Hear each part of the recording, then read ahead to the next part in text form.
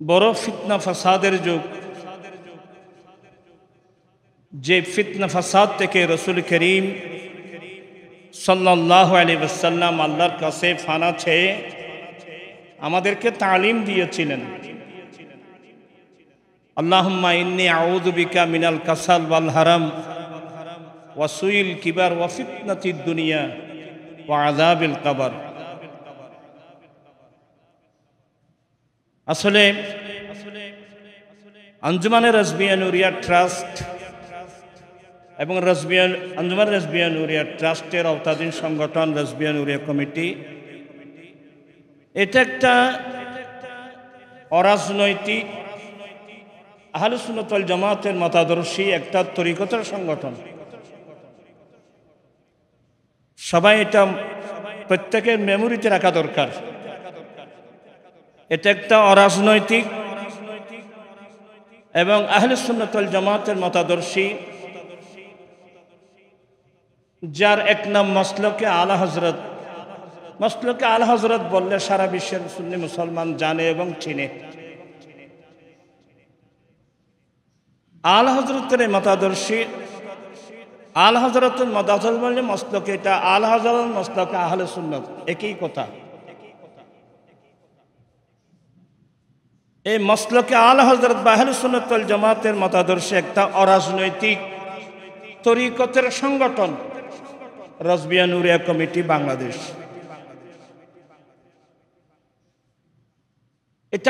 এই কমিটিটা করার পরে আমি অনেক গবেষণা করেছি। আমি কি তরিকতের সবক নিয়ে সবক দেওয়ার জন্যে আমি কি কোন একটা খানকায় চলে যাব? গবেষণা করে দেখলাম ময়দান কিন্তু শতকরা 90% মুসলমান আমাদের দেশে, কিন্তু আমাদের দখলে নেই। কথাটা বুঝেন নাই? এই দেশের শতকরা 90% মুসলমান ঠিক আছে, কিন্তু ইসলামের দখলে এই দেশ আমাদের নাই। অপসংস্কৃতির সাইলাব। দেখেন, আমি অনেকবার মাহফিলেও বলছি, আমাদের চট্টগ্রামের নাম মোগল আমল থেকে চট্টগ্রামের নাম ইসলামাবাদ।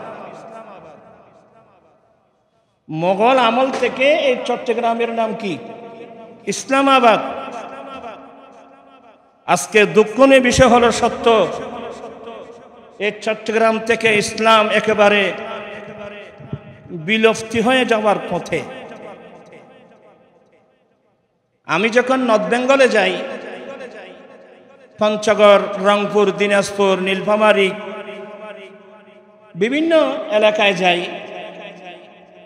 যৌতুকের বিরুদ্ধে আমি বক্তব্য রাখি।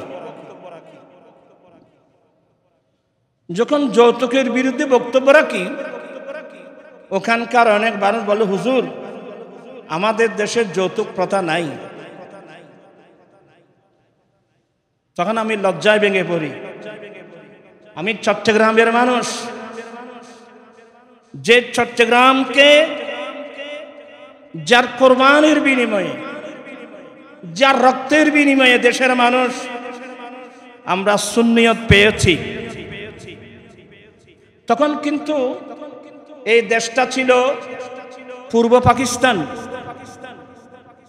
তখন এই দেশের মধ্যে সুন্নিয়তের নেতৃত্ব দিয়েছিলেন গাজী দ্বীন মিল্লাত, আজিজুল মিল্লাত ওয়াদ দ্বীন, গাজী দ্বীন মিল্লাত, শাইখুল আরব ওয়াল আজম, আল্লামা গাজী আজিজুল হক শেরে বাংলা রহমতুল্লাহি আলাইহি।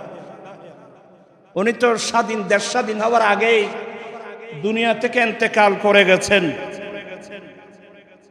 এবং হুজুরের পরে যিনি সুন্নিয়তের ইমামতির দায়িত্ব পালন করবেন, रहनुमाई शरीयत व तरीक़त मुर्शद बरहक इमाम अहले सुन्नत আল্লামা কাজী মোহাম্মদ নুর ইসলাম হাশমি রহমতুল্লাহ আলাইকে এবং হুজুরের সঙ্গে এই যে মাদ্রাসা আমরা বসেছি, গাজী শেরেবাংলার নামে এবং আমাদের আসাতাজ কয়েকজন ওস্তাদের মধ্যে একজন रहनुमाए शरीयत व तरीक़त मुर्शद बरहक अल्लामा अजीजुल हक अल कादिरी अस्साईदी अल काज़िमी रहमतुल्लाहि अलैहि उनियो छिलेन मुफ्ती आहले सुन्नत अल्लामा मुफ्ती ओबायदुल हक नाइमी रहमतुल्लाहि अलैहि उनियो छिलेन गाजी शेरेबांगला इशारा दिए गेছেন যে দেশ স্বাধীন হয়ে যাবে তোমরা সব সময় স্বাধীনতার পক্ষে থাকবে। তো গাজী শেরেবাংলা রহমাতুল্লাহ আলাইহি বলে গেছেন দেশ স্বাধীন হবে তোমরা স্বাধীনতার পক্ষে থাকবে। কেন? যাদেরকে আমরা ভাই মনে করেছি এই পাকিস্তানকে, ওরা আমাদের উপর কত বড় জুলুম অত্যাচার বিচার করেছে এটা আমাদেরকে বলতে হবে না? এই দেশকে শাসনের নামে শোষণ করেছেন, লক্ষের উপরে মা বোনকে শহীদ করেছেন, এমন জুলুম অত্যাচার বিচার করে গেছে পাকিস্তানি বৌদিরা। এগুলো আমাদেরকে বললে আপনারা বলবেন যে আমরা বেশি বলছি, বাড়িয়ে বলছি। স্বয়ং পাকিস্তানের বর্তমান যিনি ইমরান খান, যিনি বাংলাদেশের পাকিস্তানের মধ্যে এখন নেতৃত্ব দিয়ে যাচ্ছেন, তার বক্তব্য পাকিস্তানি সৈন্যরা জালেমরা এই দেশের বাঙালি ভাই বোনের উপর কিভাবে জুলুম করেছেন, নির্যাতন চালিয়েছে, ওনার বক্তব্য শুনলেই যথেষ্ট, আমাদেরকে বলতে হবে না কিভাবে জুলুম অন্যায় অত্যাচার ব্যভিচার। তখন আমাদের বয়স 12 বছর, আমরা এখনো বালিগ হই নাই। তখন আমরা নিজের চোখে দেখেছি এই দেশের উপর কিভাবে এরা জালেম। মুসলমান হয়ে আশ্চর্য লাগে আমার, মুসলমান হয়ে কিভাবে লক্ষ মুসলমানের উপর নিজের স্বার্থ সিদ্ধির জন্য, নিজের নেতৃত্বের জন্য, গদির জন্য মানুষ রাজনীতি করতে গেলে কি এভাবে করতে পারে? এগুলো বলতে গেলে চোখের পানি আসবে। তো এখন আমাদের একটা দুর্নাম আছে বাংলাদেশে, আমাদের একটা দুর্নাম, যারা আহলে সুন্নাত ওয়াল জামাতের মতাদর্শী মানুষ, যারা সুন্নি মানুষ, এদের একটা দুর্নাম, এরা নাকি আওয়ামী লীগের দালাল। এ ধরনের একটা দুর্নাম আমাদের দেশের কিছু মানুষ দিয়ে যায় যে সুন্নিরা এরা নাকি আওয়ামী লীগের দালাল। আমি এগুলোর জবাব না দিয়ে আমি পাচ্ছি না। আহলে সুন্নাত ওয়াল জামাতের মতাদর্শী মানুষ কোন যুগে কোন সময়ে আমরা কোন মানবতা মানবগড় মতবাদের পিছনে আমরা স্লোগান দেইনি, কেউ প্রমাণ করতে পারবে না।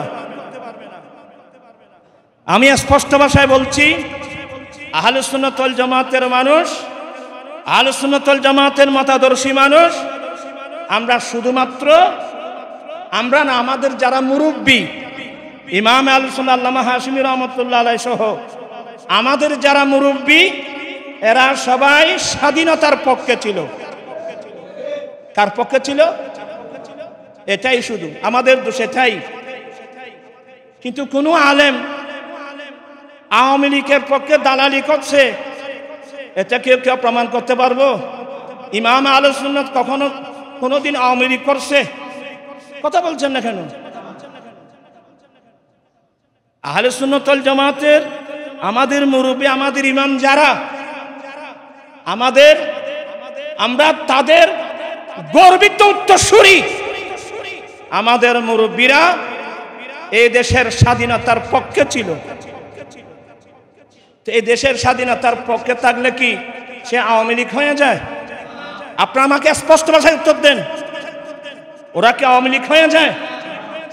যদি তাই হয়, আমি স্পষ্ট ভাষায় বলছি, বর্তমান যেটা বিএনপি, শহীদ জিয়াউর রহমান যে বিএনপির প্রতিষ্ঠাতা, আপনারা ওদেরকে কসম করে বলেন বিএনপির নাম ধারণ করছে পরে, কিন্তু শহীদ জিয়াউর রহমান সহ বিএনপির যারা নেতৃবৃন্দ ছিল এরা সবাই স্বাধীনতার পক্ষে ছিল না? কথা বলছেন না কেন আপনারা? এরাও তো স্বাধীনতার পক্ষে ছিল। শহীদ জিয়াউর রহমান উনি এবং ওনার যারা আছে ওরাও তো স্বাধীনতার কি ছিল? পক্ষে ছিল। জাতীয় পার্টির প্রধান হোসেন মোহাম্মদ এরশাদ এরা সবার সামরিক থেকে আসছে। আমি রাজনৈতিক বক্তব্য দিতে আমার ইচ্ছা হয় না, কারণ এখানে তো রাজনীতি আছে কই? এখানে কই রাজনীতি? আল্লামা মাওলানা রইসউদ্দিন আল কাদের একজন আলেম, একজন খতিবকে এইভাবে শহীদ করে দিল। আমার আশ্চর্য লাগে